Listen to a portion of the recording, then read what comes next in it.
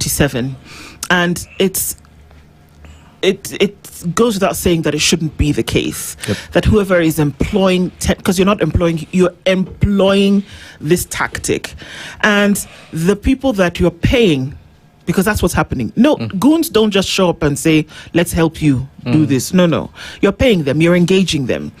And I did a story a couple of years ago with some of former child soldiers in Sierra Leone. And it was very clear that what was happening to them when they went into conflict was that they were heavily drugged because the soldiers fought on the side of the government. And in order for the rebels to have any kind of following, they needed people. The people that they could find were the children. But they also knew that children were pure of heart. So the only way that they could get the children to fight, and the children we're talking about are between the ages of 7 and 14. And then as they got older, they were considered men. So I interviewed a couple of these men, and they were just 19 years old after the war. And they were on drugs. They were drugged heavily. They were drugged for months before they went into any kind of combat. Before they went into the street, they were drugged. So the state had been altered in order for them to take a particular position. It's no different than what happens with the goons. Because you can be sure that a goon today had not eaten a solid meal the last couple of days, needed something. So when you offer them 1,000 shillings, the world has turned on its axis for them. They are not considering what side of the political divide you're on. No. They're considering their stomach at that point. And that's why it's so dangerous. Because you can bring about violence because you've traded it in for a basic need that this person does not have. That is correct. And I want us to look at it, building on that scenario you have painted. To basically look at two situations. The first situation is the classic mercenary scenario. Mercenary where people give their lives so that they can get their loot. Meaning, you're given money, you are promised money. But more on top of that, you are promised that whatever we are going to capture in that war, you'll have a share of it. That's what we call looting. Now, so there is a category of our Kenyan people who are in that level of mercenaries. These are the leaders. Okay. They're the ones who are carrying the money to pay these goons, and they are themselves fetching a lot.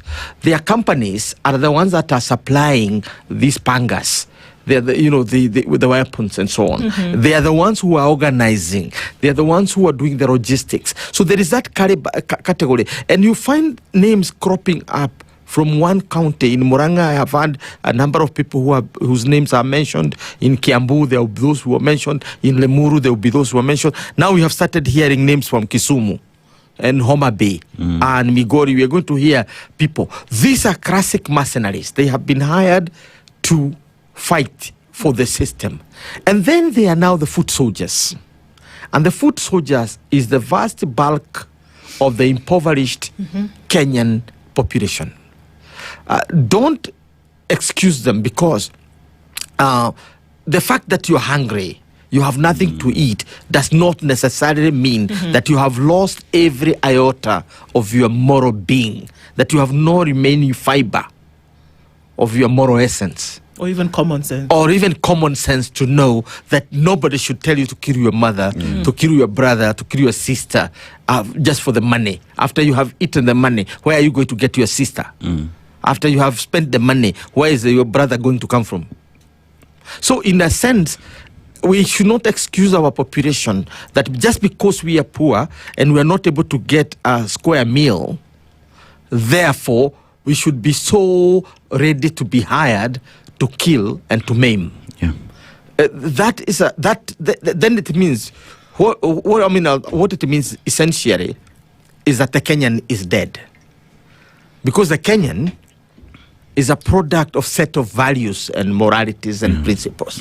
That's what makes us Kenyan, and that's why I don't wake up every morning to butcher my neighbors because they are not Kikuyus, they are not like me. That's why I go to business. partnerships with people who don't speak my tongue. That's why I read my daughter to my neighbors, where she has actually to learn the mother tongue of the husband. And that's why we marry outside our communities, because we have faith in the concept of Kenya, that it's a moral concept. It is not an immoral concept. So the crime we are finding being made here is where you want to throw every morality, every principle, everything that makes us who we are, and replace it with the evil, demonic infrastructure of violence.